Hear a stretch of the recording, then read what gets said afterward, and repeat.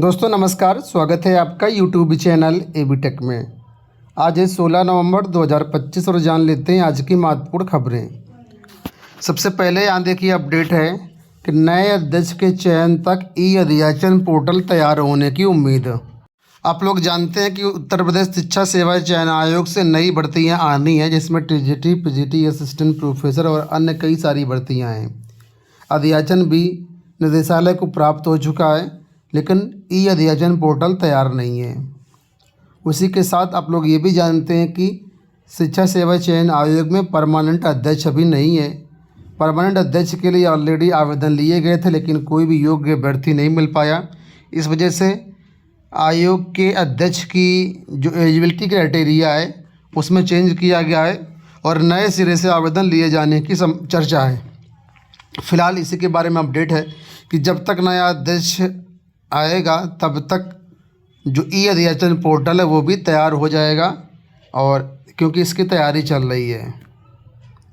माध्यमिक एवं उच्च शिक्षा विभाग के अध्याचन का प्रारूप आयोग की पूर्व में हुई बैठक में फाइनल हो चुका है, जिसके अनुरूप एनआईसी पोर्टल तैयार कर रहा है। इसके अलावा अन्य विभागों में भर्ती को लेकर के अभी नियमावली तैयार हो रही है। ई अध्याचन पोर्टल तैयार होने पर नई शिक्षक भर्ती के लिए इसी अध्याचन के थ्रू वैकेंसी पहुंचेगी निदेशालय आयोग को, और वहां से विज्ञापन आएगा। तो कुल मिलाकर के विलंब पे विलंब हो रहा है। नई शिक्षक भर्तियों के नाम पर सब कुछ ठप्प है।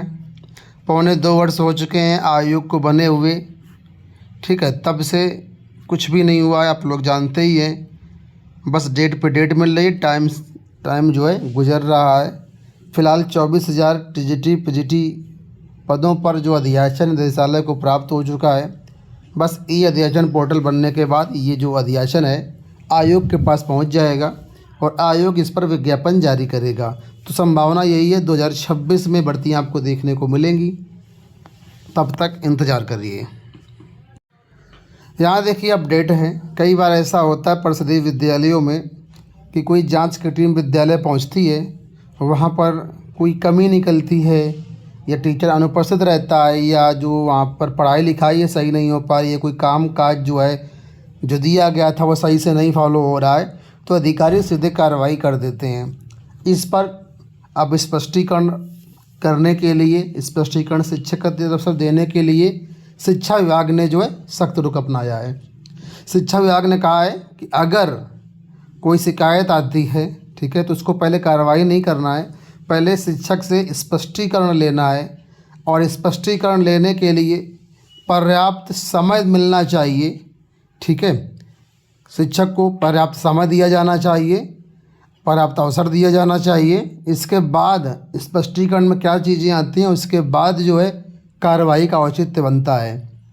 तो अब इस नियम को, इस चीज़ को सख्ती से लागू करने की बात कही गई। अभी तक क्या होता था, बिना किसी स्पष्टीकरण दिए, ठीक है, सीधे कार्रवाई कर दी जाती थी। इसमें कई बार क्या होता है कि शिक्षक की गलती नहीं होती थी, फिर भी शिक्षक का पक्ष सुना ही नहीं गया।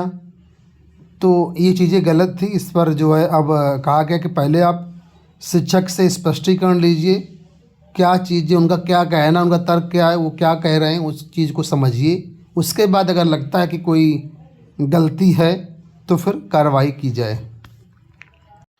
यहाँ देखिए अपडेट है कि एडेड माध्यमिक विद्यालयों के शिक्षकों व कर्मचारियों को मिलेगी बीमा सुरक्षा। अशासकीय सहायता प्राप्त माध्यमिक विद्यालयों के सैकड़ों शिक्षकों व कर्मचारियों को नए साल में सामूहिक बीमा सुरक्षा का तोहफा मिल सकता है। माध्यमिक शिक्षा विभाग ने इसकी तैयारी तेज कर दी है। विभाग इस मुद्दे पर शिक्षकों कर्मचारियों के प्रतिनिधियों के सुझाव भी लेगा। आपको बता दें दोस्तों, पहले जो है GIS के नाम पर शिक्षकों को सामूहिक बीमा मिलता था, लेकिन 2013 में SBI ने इसको बंद कर दिया, क्योंकि SBI की तरफ से ही ये बीमा सुरक्षा दिया जाता था। लेकिन हकीकत ये दोस्तों, बीमा 2013 में बंद कर दिया गया था, लेकिन शिक्षकों से प्रीमियम 2019-20 तक लिया गया, पैसा फालतू में गया। अब यहाँ पर फिर से LIC के साथ टाई अप कर रहे हैं, और LIC जो है अब सामूहिक बीमा सुरक्षा देगा। फिलहाल इसी पर प्रस्ताव चल रहा है, बात चल रही है। इसके लिए 19 को शिक्षक प्रतिनिधियों की बैठक बुलाई गई है। ठीक है, और देखते हैं बैठक में क्या चीज़ें फाइनल होती हैं। अगर सब चीज़ें फाइनल हो जाएंगी तो यहाँ पर ग्रुप टर्म इंश्योरेंस स्कीम जो है लागू हो जाएगी। यानी कि जैसे टर्म इंश्योरेंस होता है ना, उसी तरह ग्रुप टर्म इंश्योरेंस भी होता है, जिसमें बहुत कम बीमा होता है लेकिन थोड़ा बहुत हो जाता है उसमें। इसके लिए आपको हर महीना प्रीमियम देना पड़ेगा जो सैलरी से आपका घटता है। तो फिलहाल इसके लिए बैठक बुलाई गई है, देखते हैं क्या होता है। जैसा कुछ अपडेट होगा चैनल के माध्यम से आपको अपडेट कर देंगे। यहाँ पर देखिए अपडेट है कि निकायों में प्रतिनियुक्ति पर रखे जाएंगे 154 ईओ।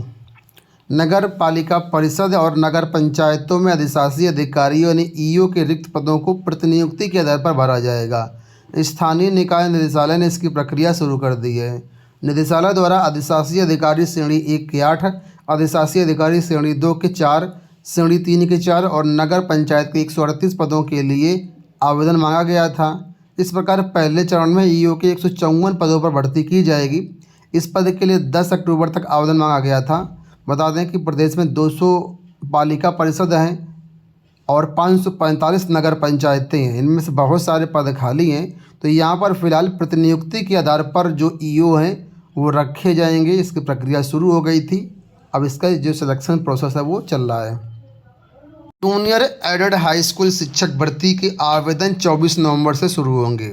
कल पीएनपी की तरफ से विज्ञप्ति जारी कर दी गई है, नोटिस जारी कर दी गई है, जिसमें फॉर्म भरने की तारीखें बढ़ा दी गई हैं। 15 नवंबर से फॉर्म शुरू होने थे, जो कि अब 24 नवंबर से शुरू होंगे और 14 दिसंबर तक यहाँ पर आप लोग फॉर्म भर पाएंगे। सर्वर में तकनीकी दिक्कतें आने के कारण ये डेट बढ़ाई गई है। फिलहाल एनआईसी की इस ओर से इसमें जो पोर्टल है वो डेवलप किया जा रहा है और उम्मीद है कि अब 24 नवंबर से आवेदन आपके शुरू हो जाएंगे। आवेदन करने के लिए, नोटिस डाउनलोड करने के लिए हमारे टेलीग्राम को आप ज्वाइन कर लीजिएगा, वहाँ पर सारी इन्फॉर्मेशन आपको मिल जाएगी। देखिए यहाँ पर अपडेट है कि आयोग की ओर से प्राविधिक शिक्षा सेवा 2021 की भर्ती परीक्षा 26 को। उत्तर प्रदेश लोक सेवा आयोग की ओर से प्राविधिक शिक्षा अध्यापन सेवा भर्ती 2021 के शेष 16 विषयों की परीक्षा 26 नवंबर को 2 पालियों में होगी। पॉलिटेक्निक प्रवक्ता के साथ ही ये भर्तियां आई थी, उसी में अलग बहुत सारी पोस्ट थी। तो इसमें कई सारे विषयों की परीक्षा अभी तक नहीं हो पाई है। तो 16 विषयों की परीक्षा 26 नवंबर को 2 पालियों में कराई जाएगी। प्रथम पाली सुबह 9 से 11:30 के बीच सामान्य हिंदी और मुख्य विषय के प्रथम प्रश्न की परीक्षा होगी। दूसरी पाली में 2:30 से 5 बजे के बीच सामान्य अध्ययन एवं मुख्य विषय के द्वितीय प्रश्न पत्र की परीक्षा होगी। प्रवेश पत्र 17 नवंबर से आपको मिल जाएंगे। तो आप ऑफिशियल वेबसाइट पर विजिट करके प्रवेश पत्र डाउनलोड कर सकते हैं और परीक्षा में शामिल हो सकते हैं। दोस्तों ये हो गई आज की सारी सूचनाएं। इस वीडियो में इतना ही, धन्यवाद।